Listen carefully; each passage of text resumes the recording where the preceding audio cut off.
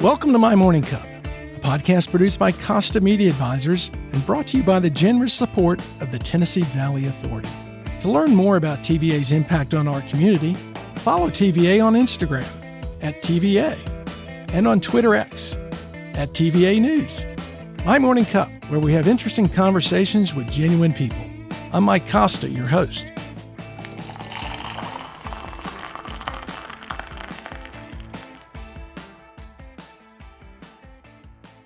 My guest this week is Joe Smith. Joe is well known around Chattanooga for his work with the YMCA's Community Action Program, or YCAP, the longest-running early intervention prevention program in the Southeast. Joe is also chairman of the Hamilton County School Board. Joe, welcome to My Morning Cup. Before we get into your remarkable life journey, let me ask, what's in your morning cup? Well, I mean, it's a cup of Joe. A cup of Joe. Thank you for the hot coffee. Is that a every morning thing for you? Oh, absolutely. I have to have that coffee to get me moving. Yeah, and you just take it black, huh? I take it just plain. You're old school. I like Old that. school. Yeah. What, you drink it through the morning or? Well, I'm about a 3 or 4 cup. Are you really? A morning guy. And caffeinated too. And caffeinated. Yeah. And I that can't drink it at night, but I got a lot of energy, and I need a lot of energy. Well, you do quite a bit, and looking at the information you sent me on your bio, that energy's gotten you through a lot of stuff. Well, let's talk about you. Were you born here in Chattanooga? Well, I was born in Hamilton County, yeah, Ohio. Really, up Cincinnati That's right. area? Cincinnati, it's Hamilton County. And wow. That's where I was born. I didn't stay there long, Mike. Yeah. When I was a 2-week-old baby, yeah, and I have a sister who was 2 years old, we were adopted. And then we were brought to Chattanooga, Tennessee, raised by Bill and Minnie Lee Smith. That's Mom and Dad. Oh, wow. From the time that we were just babies. So when you get in, particularly for you, at 2 weeks old. Right. And when you get into that story, then you kind of understand why I have such a love for kids that maybe have had it rough or been abandoned or maybe have gone the same journey that I've had to go through. So Chattanooga's home. I of course have been back to Cincinnati many times, but Chattanooga's home. Well, talk about that a little bit. You're 2 weeks old. Your sister's 2 years old, and you're given up for adoption, I assume, by your birth parents? Right. And what's very interesting, there was never any secret about that. Yeah. When we were very little, my mom, in fact, made a big deal out of it. Joe, you were adopted. We picked you. Yeah, that's a big thing, isn't it? Big thing. And she made a big deal out of it. We could have picked any kid in the world, but we picked you. So it was a big deal. Came home from school when I was 12 years old one day, and my mom said, "Would you like to meet your dad?" Of course, we'd like to meet our dad.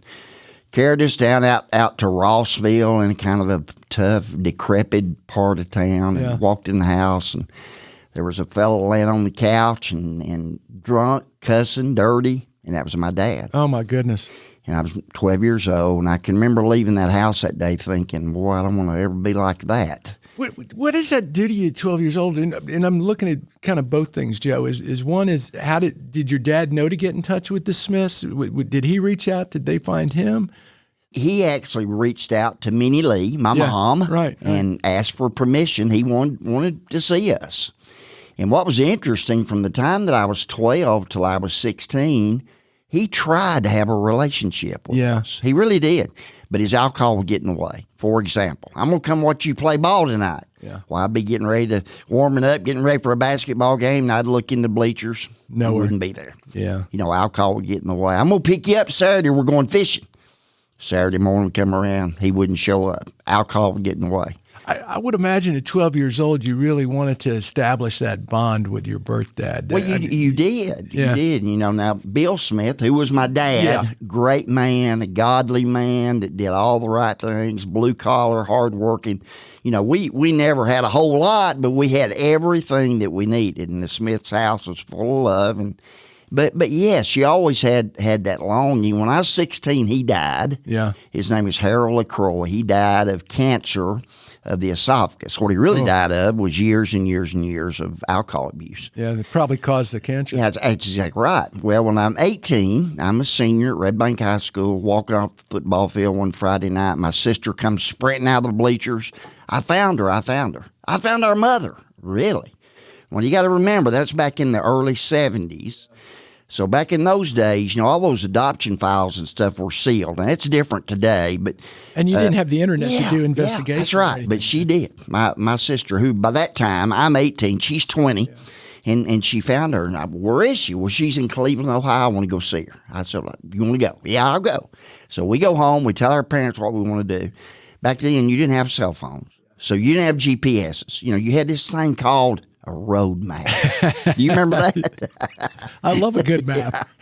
So we got in that car, and our parents said, "Now look, y'all got to stop about every hour and call us." Well, you had to find a phone booth. Yeah.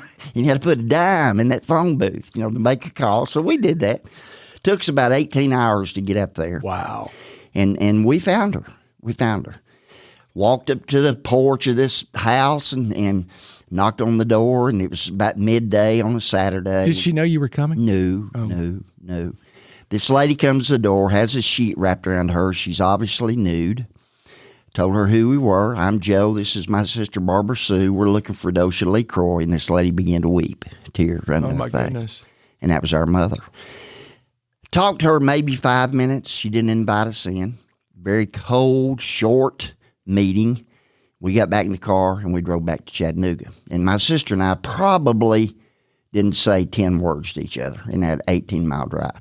But here's what I said to myself. I ain't never going to be like that. As it turned out, what we realized was that was just a drug house that she was staying in. Oh, man.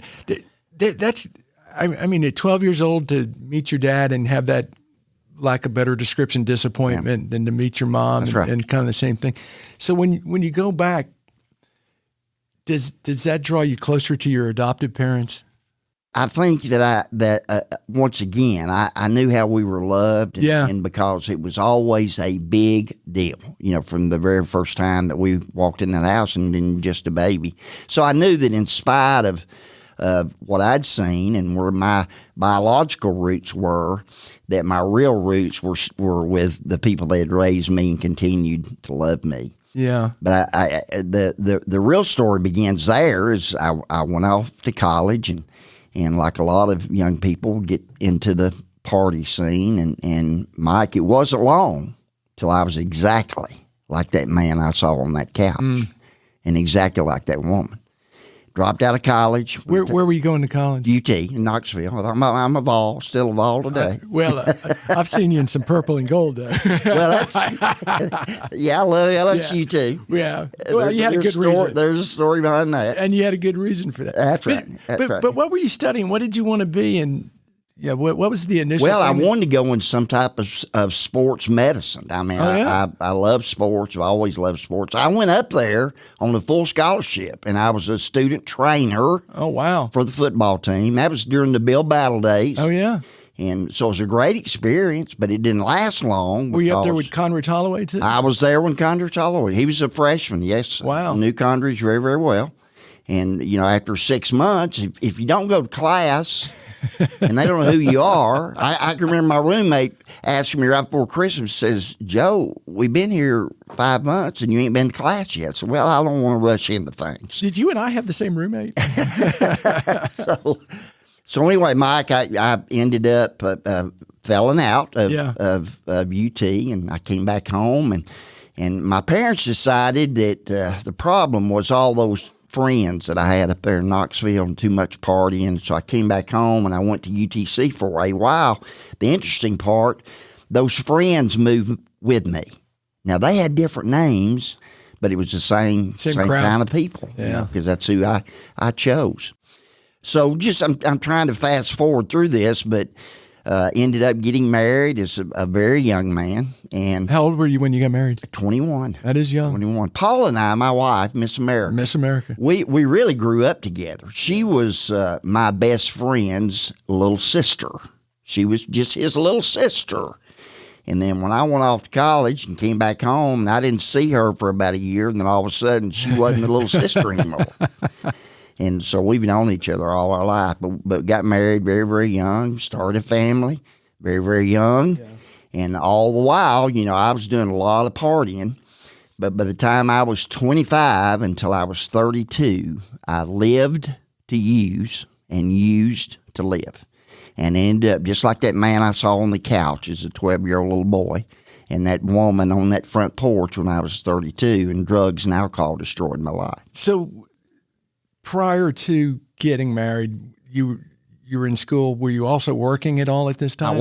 I was in the insurance business and did very well. I got kind of a gift of gab. I was a salesman. I could sell about anything. Yeah. And so I did very, very well in the insurance business. So you get married and you have your kids, but you've got a substance abuse problem. That's right. And you're selling insurance the whole time. I'm selling insurance the whole time. Yeah.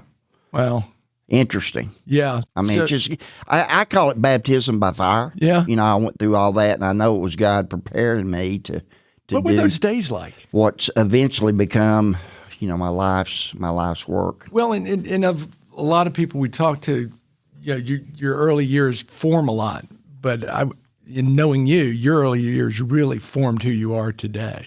Well, there's no question. Yeah. There's no question. And again, I think in going through all that, and again, I always refer to it as baptism by fire. It was God preparing me for what He had in mind for me, that's been my life's work. Those were tough years. So 25 to 32, 7 years, you're working insurance, you're partying too much. All the time. I mean, what was a typical day like for you? I mean, were you focused on work in your family, or was it the pull of whether it's alcohol or whatever? Well, you got to the point, again, where you had to have the drug to live. Yeah. So that's why I often say live to use and use to live. Yeah, that makes sense. My drug of choice was cocaine, which is a amphetamine, if you will. But I got to the point at age 32 where the drugs didn't work anymore. Yeah. And it didn't give me the effect I needed, which was the will and the ability to get after it, go to work every day. But at the same time, I couldn't stop. So I was a miserable, miserable man at age 32. What changed things for you? I mean, did Paula say something's got to change? It came down to that. She had enough. I mean, the drugs caused me to lose my insurance business. The home had been foreclosed. My houses had been repossessed. So from a material realm of things, we lost everything we had. So You're in your early 30s, and basically everything's falling apart. And the reason I bring up that age is we've got a lot of listeners who are in their 30s and trying to grow their careers that, you get to a point to where you think you've hit a brick wall, and you really did. I absolutely did. And again, we lost everything that we had of material realm of things. Lost all my friends. My family wanted nothing to do with me.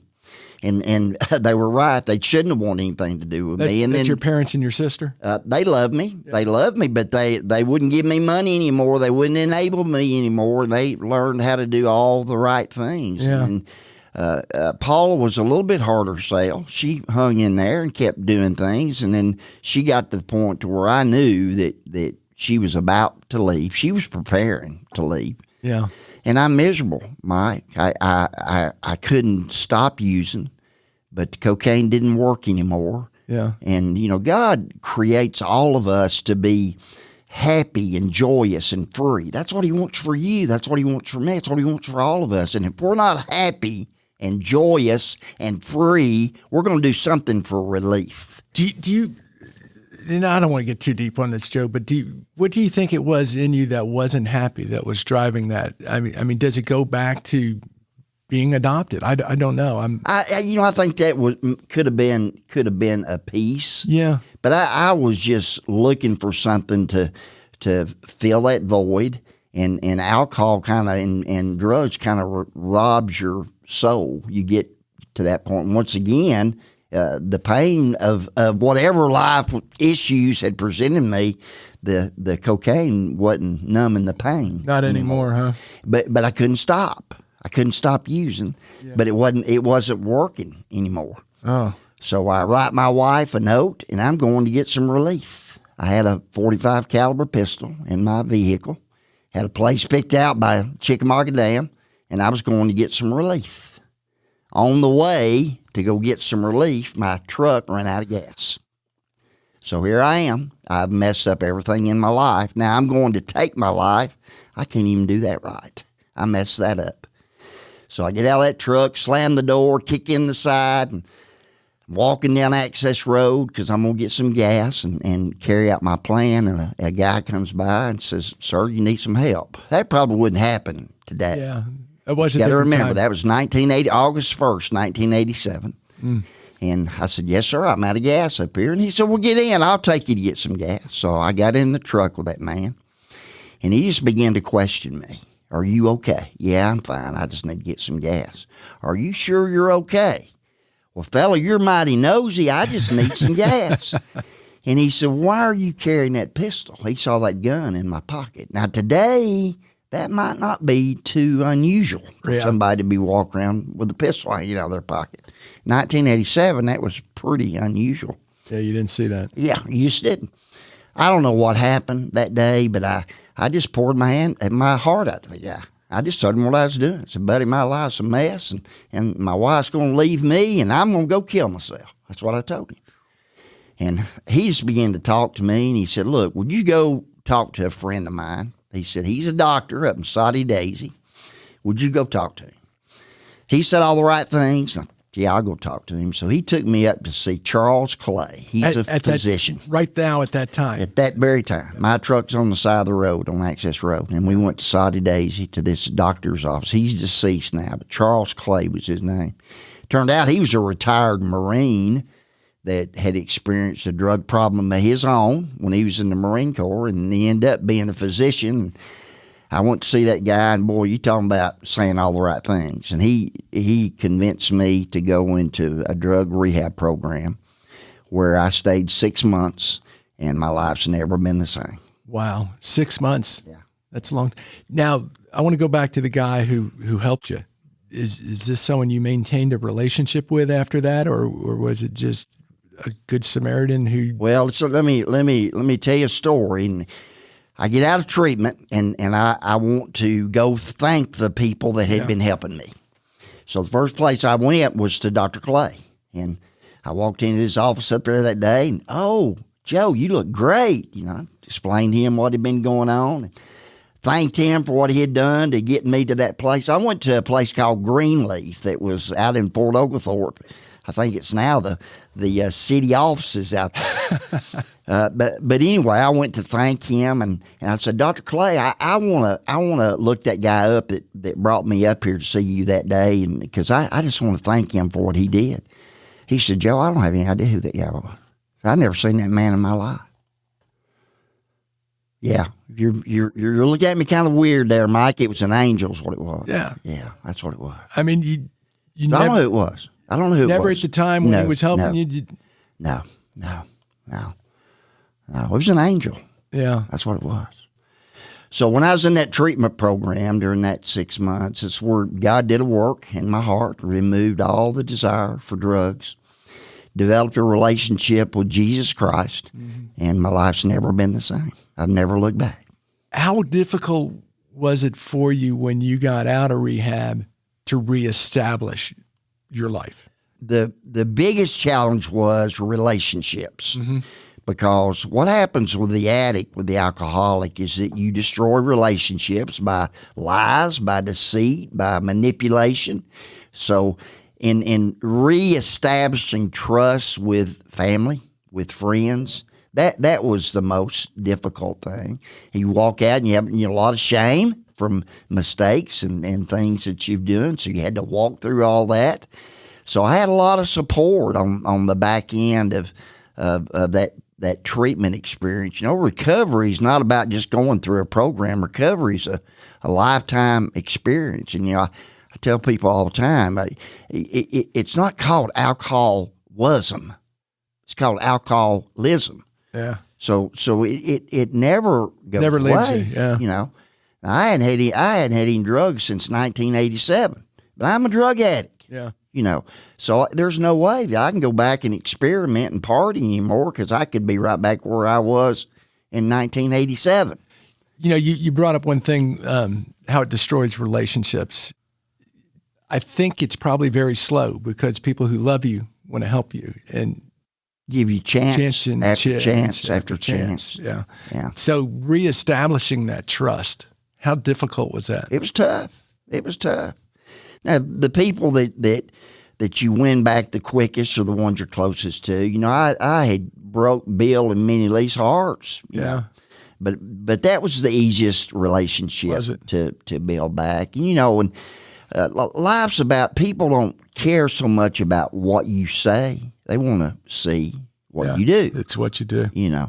And so people just begin to observe me and watch my life, and so that really fast forwarded a lot of that relationship rebuilding. Yeah. What did you do professionally when you got out? Because you lost your insurance business, and I would imagine, did you jump back into insurance? Here's what was really funny about that, Mike. I didn't have a job, and I couldn't tell Paula I didn't have a job. I'd get up in the morning, and I'd put my shirt and tie on like I was going to work, and I'd go down to the AA club, what was called the Hickson Serenity Club. Still there today. It's a different location, but it's still there. And I would sit at the AA club all day. I didn't have a job. And nobody was going to hire me. I was a junkie. There wasn't nobody going to hire me, so I wouldn't go apply for a job, and I was really stuck there for a while. Mm-hmm. Well, Paula figured it out when I wasn't bringing home a paycheck that I didn't have a job. Pretty quickly. She figured that out.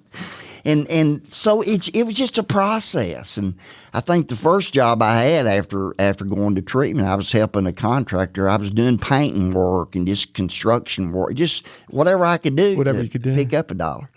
And then Chris Vass, I know Chris Vass, the editor down at Times Free Press. She was running a place called the Crossroads.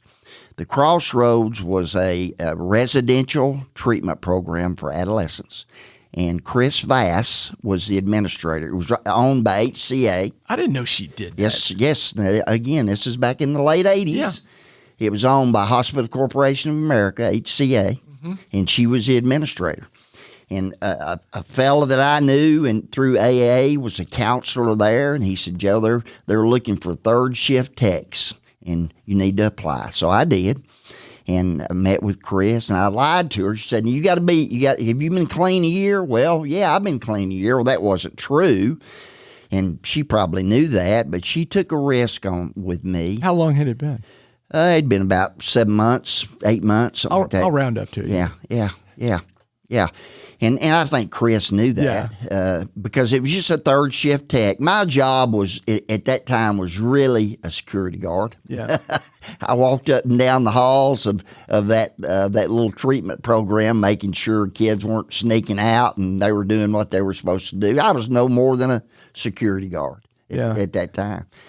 But what I do, I knew that I loved that work and I loved working with kids, and I wanted to share my experience, strength, and hope with other young people that were going through what I had gone through, and I just had a hunger to help others and to share my story. But before you discovered that with that job, I mean, was anything in your past where you thought that might be what you wanted to do, work with kids or anything like that, but it was really the experiences of your challenges that brought you to that?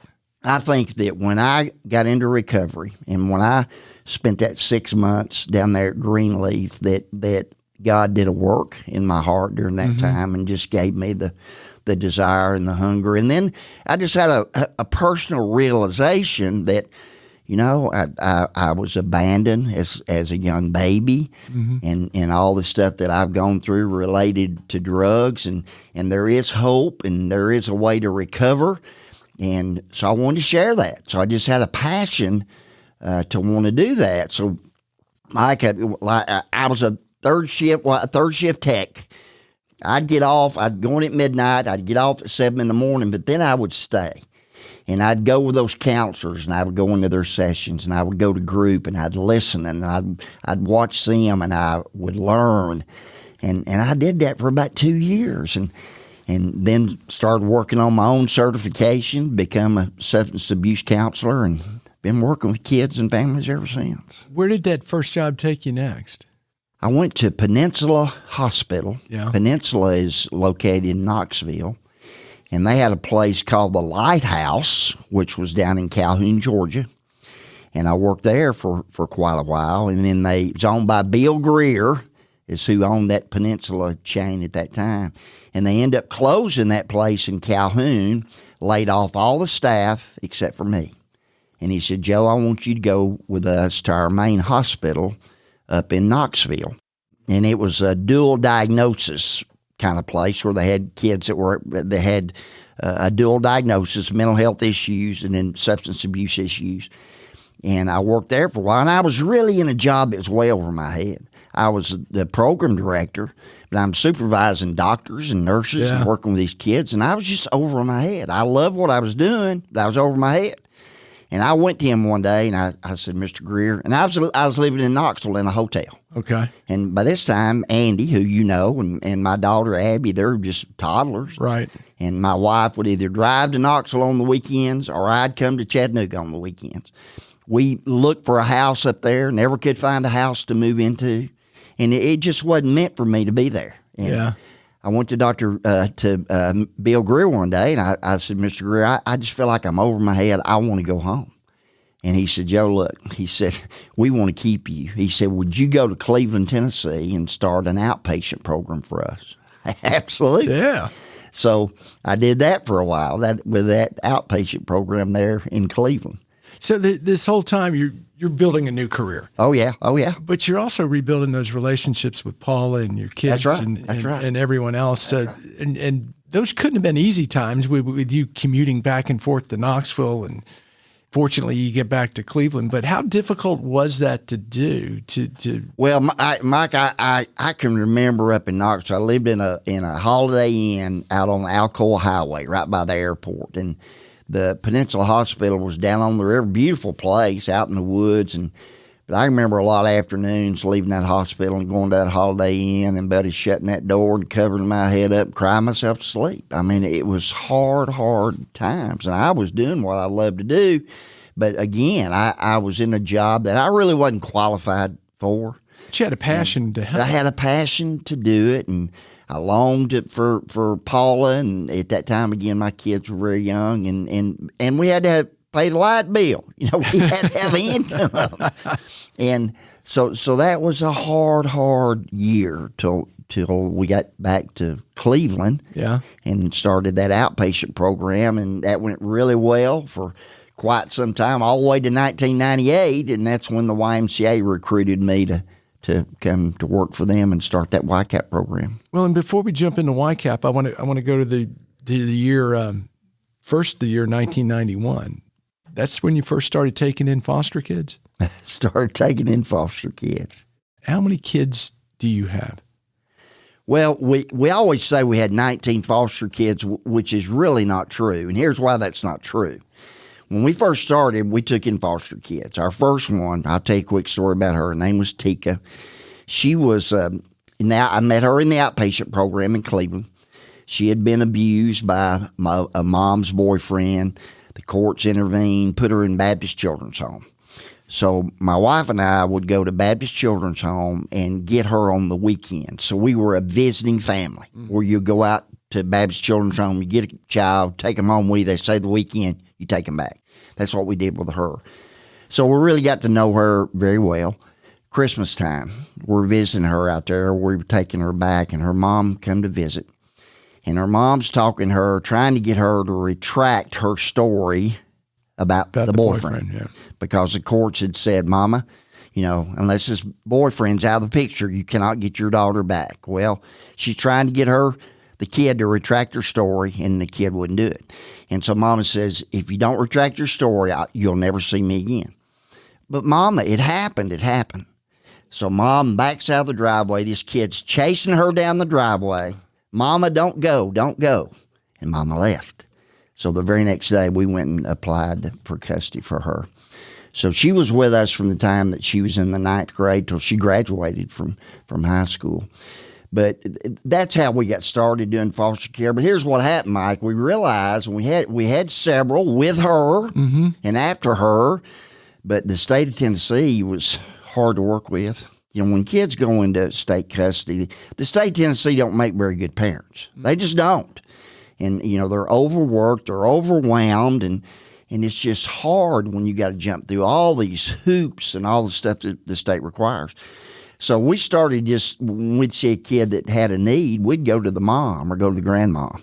Let me raise that child. Yeah. And just have the parent or the guardian sign them over to us. So when we say we had 19 foster kids, we really only had about 9 foster kids. The rest of them were just kids that we'd have the guardians. That you helped. Because we didn't want the state involved. Right. I could imagine that. Yeah. Now, when it comes to a decision like that, to bring additional kids into your house, I mean, is that something you and Paula sat down and said, I really want to do this? Or how did that come about?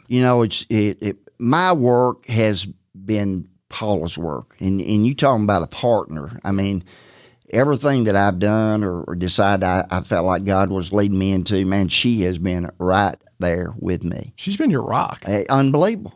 And even today, even my own children, because Andy and Abby, my biological kids, they had to make tremendous sacrifice, if you will, in their lives as I'm bringing home all these stray kids.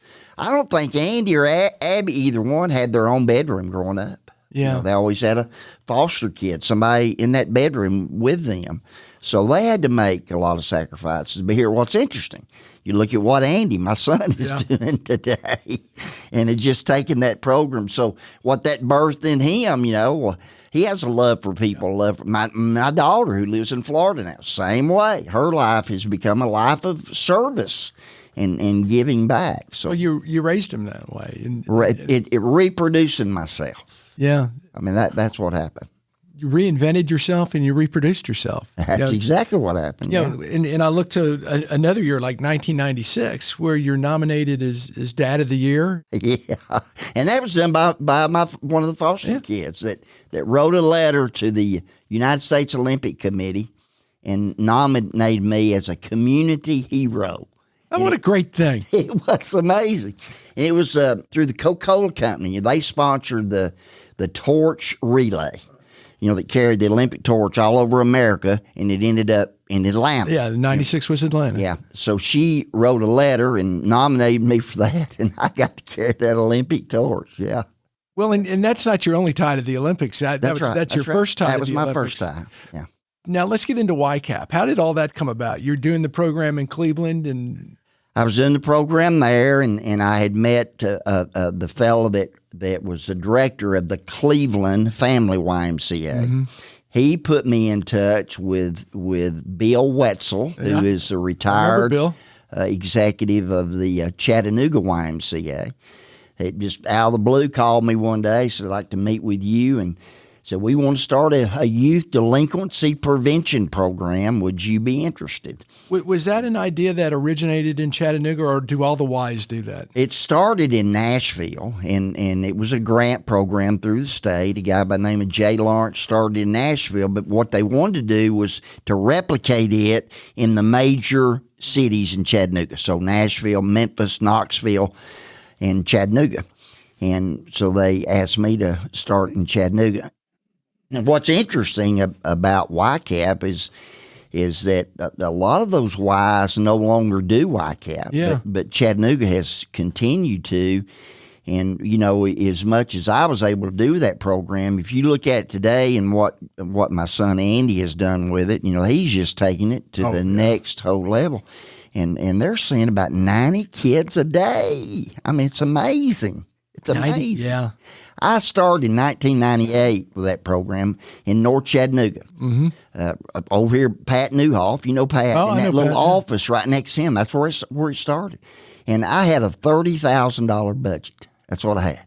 And had 2 staff, me and one other guy. Unbelievable. Now, fast forward to today, they got over $1 million budget and probably 10 employees and seeing over 90 kids a day. And Just give a brief description of what YCAP does. Well, it works with kids. for lack of a better explanation, it's an early intervention prevention program. So you're identifying kids that are just beginning to struggle academically and or behaviorally.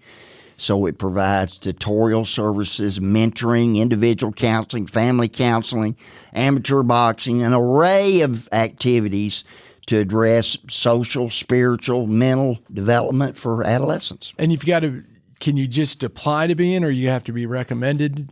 Those kids are referred by a school counselor or maybe by a school administrator. A lot of them are referred by the juvenile court system. Mm-hmm. So, you got to have some referral mechanism. You can't just go down and knock on the door. And you're wearing your USA Boxing pullover today. How did boxing become a part of YCAP? Because that couldn't have been in the blueprint from Nashville. That was something you brought to it, right? Yeah, oh boy, that's a whole nother story. When Andy was about 10 years old, of course, we went through the Little League Baseball, all that stuff, that you go through with kids. And he was about 10 one day, and he come home from school, and he said, Dad, I want to learn how to box. Well, I didn't know anything about boxing. I was never a boxer. I mean, I got in a fight in a bar a time or two, but I didn't know anything about boxing. But I wanted to be a good dad. Yeah. And, Dad, I want to be a boxer. So I took him down to the late Skipper Fairbanks, who down in Red Bank, and Andy boxed for a little while. He didn't box long because he figured out that guy, he going to hit me back. He's going to hit you back. So he didn't box very long, but what I learned was I could reach a lot of street, tough, inner city kids through the sport of boxing that I couldn't reach any other way. And so Andy didn't box long, but I kept at it. I kept at it. And then ended up starting our own boxing program as a part of YCAP. It wasn't part of the YMCA at that time. And we started at the west side over at College Hill Courts is where that boxing piece started, and began to have some success. Andy's in high school by then, and he's coming back and helping me as a coach, and we're taking kids all over the country, and we're producing some champions. So you're doing golden gloves? Golden gloves and the silver gloves and all that stuff, and had some national champions, so started getting some recognition on the national level. Why do you suppose boxing is such a great vehicle for reaching out to these lack of a better term, street kids, street kids? A lot of these kids present with a lot of issues and hurt, abandonment, neglect, and then a lot of time all that is covered by anger. So now here's what we see. We see an angry little boy.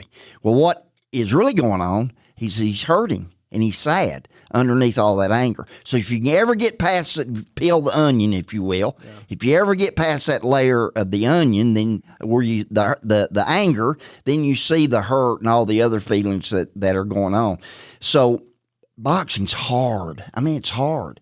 And not everybody can do it, but it teaches so great lessons about discipline, about hard work, about respect. And you take those lessons that you learn in that boxing gym into everyday life and into the classroom. And, sport in general does that. But for a boxer to be able to go in that gym and hit on that punching bag, and that may be the dad that abandoned him as he's hit that punching bag, or that may be we don't have any food in the house as he's punching that bag, or that may be the electricity's turned off. Whatever the number of issues they may have been through, what a great way to channel that anger into something positive. And it also gives them something to focus on that their peers really respect. No question. Suzanne Bailey, I don't know if you ever remember Suzanne. She was a juvenile court judge many years ago before the great judge we have now, Rob Villiard. Yeah. And Suzanne, the kids would have something happen, end up in juvenile court because they're getting in fights at school. And, and she would refer kids to me. You got to go see Joe Smith and get in his boxing program. And people would go, wait a minute. So you got a kid that's getting in fights and you're sending him to Joe Smith to learn how to fight. Well, you got to understand. No, it's not. We don't even call it fighting. It's boxing. Yep. It's a sport. It's not fighting. It's a discipline. You're not a fighter. You're a boxer. So it's very, very different. But you take that energy, that anger, and channel it in a positive way, and then great things happen. You talked a bit about how anger presents itself, really covering up for all the other issues. Right. That's right. And Susie and I have been privileged to be involved with YCAP for a bit. Yeah. And I tell people this all the time is that what you understand when you see those kids, like when we come and serve dinner, and the kids, and they're just being 10, 11, and 12-year-old boys in that safe environment. That's right. But when they go home, they got to be the man of the house. And that's where that creates a lot of, it doesn't give them a chance to be a little boy, but YCAP does. Yeah. So important to understand that for most of us, when we were growing up, our monsters were pretend. Okay? It was the boogeyman under the bed. These kids today, so many of them, their monsters are very real. Monsters are real. And they go home this afternoon, and the electricity's been turned off. There's no food in the refrigerator. Daddy's gone. They don't even know who Daddy is. Mom's bringing these men in the house, and they're going in the back bedroom, and they're smoking weed. Or Mom's bringing in a boyfriend that's beating her up, abusing her. And these kids are seeing all this stuff, and they got to get up in the morning and go concentrate on algebra. Yeah. I tell people all the time, Mike, when we want to talk about, the schools aren't doing their job, the teachers aren't doing their job. The problem ain't the schoolhouse. The problem's the house. Well, and that leads into why you're, in my opinion, uniquely qualified to be on the school board, and you're now chairman of the school board. From your perspective, how does all that connect for you? Having started YCAP, I know you turned it over to Andy. Yeah. But, I've started something similar. I hope we'll have a minute to get into. In understanding what these kids are going through and over the years building so many relationships with teachers and principals because of my work at YCAP and just having a heart for Hamilton County Department of Ed to be the best public education system in our great state. And it's been a challenge. I'm into my 9th year. Gosh, has it been 9 years? It's been 9 years. Wow. And probably it's the hardest thing I've ever done. Yeah. Because you just can't please everybody. No matter what you do, seemingly it's the wrong thing to do.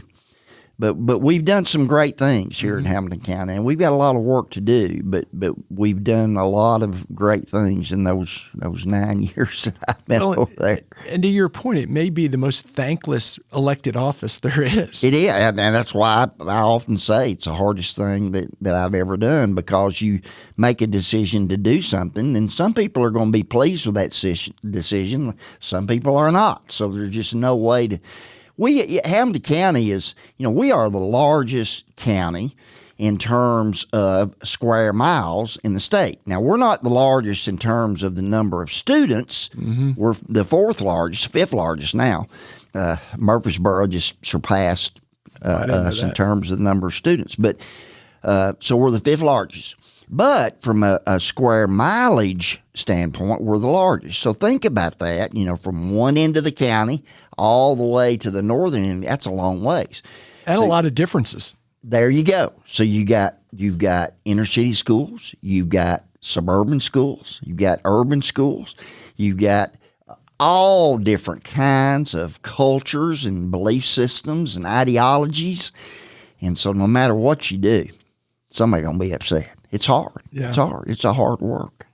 Well, you're very good at it. Well, you're mighty kind. Yeah, and speaking of good at it, you turned over YCAP to Andy. Andy's, as you said, taking it places it hasn't been. 2017, I'd been at YCAP for 19 years, and I really wasn't ready to retire, but I knew that Andy was ready to take it over. Yeah.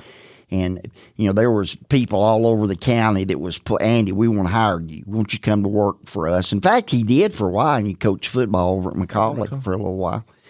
And he was ready, and I wasn't really ready to retire, but I knew he was ready, so I went ahead and retired.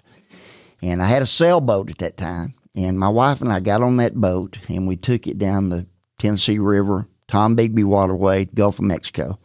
And we lived on that boat for about a year and a half, and all up and down the west coast of Florida, Keys, Bahamas. I mean, we had a blast for a year and a half.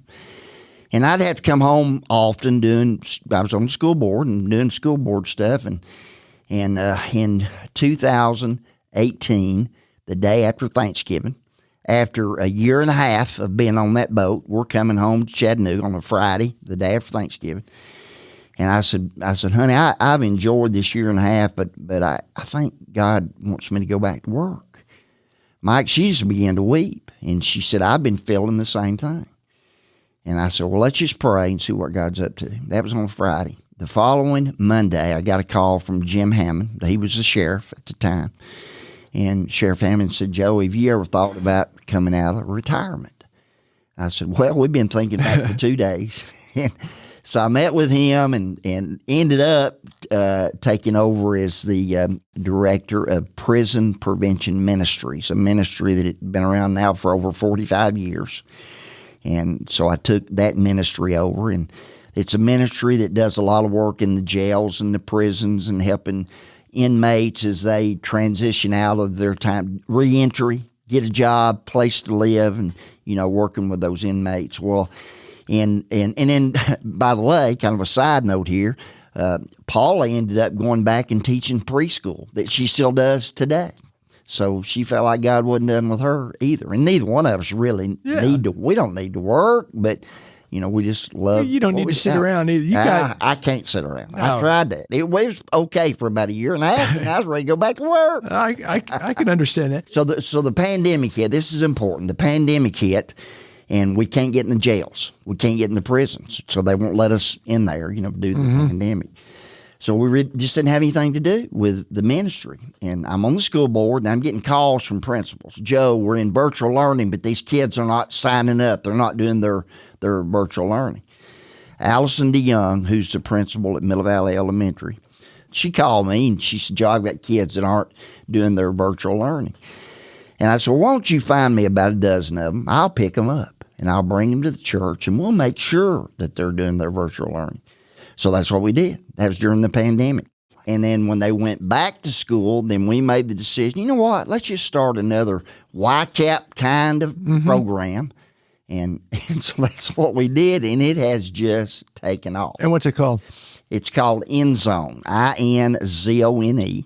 And it operates under the umbrella of Prison Prevention Ministries, which is now called Transform Ministries, because we are doing so many other things besides just the prison work. Now, we're back in the jails and back in the prisons doing that piece, but we're doing prevention stuff in the schools.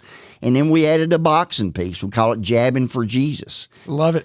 And we partner with Abba's House, big church out in Hickson, where all these services takes place. So we're seeing about 40 kids a day at that location and just continuing to work. So, Mike, I'm going to finish strong. I'm I'm 71. I don't look 71. No, you don't. Some days I feel it. But, I just love the work, and I want to continue to serve as long as I can and just love on folks. Well, you've got a passion for helping people when they're at their lowest. That's right. And I had so many that helped me, that well, you're paying it forward. Didn't give up on me. Yeah. I've got one more question for you, but before I get to it, I do want to thank Tennessee Valley Authority for sponsoring our podcast. Follow TVA on social media to learn more about its multifaceted mission of service, and visit TVA.com/do good here to explore exciting TVA career opportunities. Last question, Joe, and this may be a little different for you, but in talking to you, your passion's obvious, and you're wanting to help people. And you've seen both sides of life: the pursuing good times, pursuing money, pursuing things, and you've also seen it all go away. So, what would you tell that 25-year-old self is important for a happy life? Well, it's got to begin with God first, and a personal relationship with His Son, Jesus Christ, who died for my sin and yours. I think that's critical, and because that shapes your eternity. And then family, of course, and then giving back. I joke about being 71, but here's what I know about that. This ain't home. for any of us. It's just not. And when I turned 60, for some reason that birthday bothered me a little bit. I may have told you this story before. If I have, forgive me. But I looked myself up in a mortality table when I was 60, and 60 years old, Caucasian, Southeast. Looked myself up, and I realized at age 60 that it was about 80% over. Yeah. So I'm in the fourth quarter. I'm late. I may be in overtime now. I don't know. but why is that important? Why is it important to understand that? The reason it's important is because every single day, all of us ought to be finding somebody to love on. Just finding somebody to love on. Just one. Just one every single day, because this ain't home. We ain't going to be here long. We're just passing through. Let me tell you one quick story. Sure. I know we're out of time. You asked about boxing. 2008, I was the team manager of the USA Olympic boxing team. And it was really a God thing. I don't know how I got there, but I did as a coach. Here's a guy that never boxed in his life, but he ends up being an Olympic coach. So how's that happen? I mean, that's a miraculous story It's a God to begin thing. with. It's a God thing. Yeah. It's the opening ceremony. We're getting ready to march into the stadium, and it's emotional. You're representing. This is where? This is in Beijing, China. And I'd been with those kids for a year leading up, getting ready for the Olympic Games, and wondered why I was there. Well, I found out real quick why I was there. It wasn't because I was a great coach. It's because I had 11 young men on that Olympic team. 9 of them didn't have a dad. They were from all across the country. They didn't have a dad. That's why I was there that year with those boys. But anyway, we're getting ready to march into the stadium, and they told us that as you march into the stadium, you walk halfway around, you look up and acknowledge your president sitting up there, And so we're getting ready to go in. I look over to my left, and there's the late Kobe Bryant. And I'm pretty smart, Mike. I knew if I'd go over and walk in that stadium by him, I'd be on TV because I knew they'd be showing him. So I go over there by him, and he is weeping. And I don't mean just snot slinging cry. So I patted him on the back, and I said, "Are you okay?" And he couldn't speak. "Are you okay?" Well, he finally got his composure, and he said to me, he said, "Yeah, man, I'm okay. I'm representing America in the Olympic Games." Well, that gave me permission to feel. And we began to march in that stadium, and here's what happened. Everything went into slow motion. And I began to look up in those bleachers. Now, check this out. And I look up there, and I see my dad, Bill Smith, sitting up there. And he'd been dead for 15 years. But there he sat, plain as I'm looking at you. I looked a little bit further, and there was Mama Housley, my grandmother. And when I was mired in that cocaine addiction, everybody else had given up on me, but boy, Mama Housley never did. She never gave up. She prayed for me, and she loved me all through that. I look over, and I see Miss Posey, a third-grade teacher. Miss Posey had been dead for years, too. Miss Posey was the meanest woman I ever saw. She was. She rode a broom to work every day. But she loved me, and she poured into me. I've never forgot that. As a third-grade little boy, I've never forgot that. As I look in those bleachers, I'm seeing person after person after person that somehow had affected my life to get me to that point. They're in my bleachers. I saw Jesus Christ himself in my bleachers, sitting in my bleachers, smile on his face. Here's the application. Staying home. We was passing through. We are. So if we understand that truth, then isn't it important that every single day we're crawling up in the bleachers of somebody's life and just loving on folks? And all my life, 71 years, I've been having people crawl up in my bleachers. And as long as I'm breathing, I'm going to crawl up in the bleachers of others and give back. Because you don't keep what you have unless you give it away. What an inspirational message. And I can't add anything to that, Joe, except thank you for coming in and talking to me. Well, it's been a great day. Thank you for having me.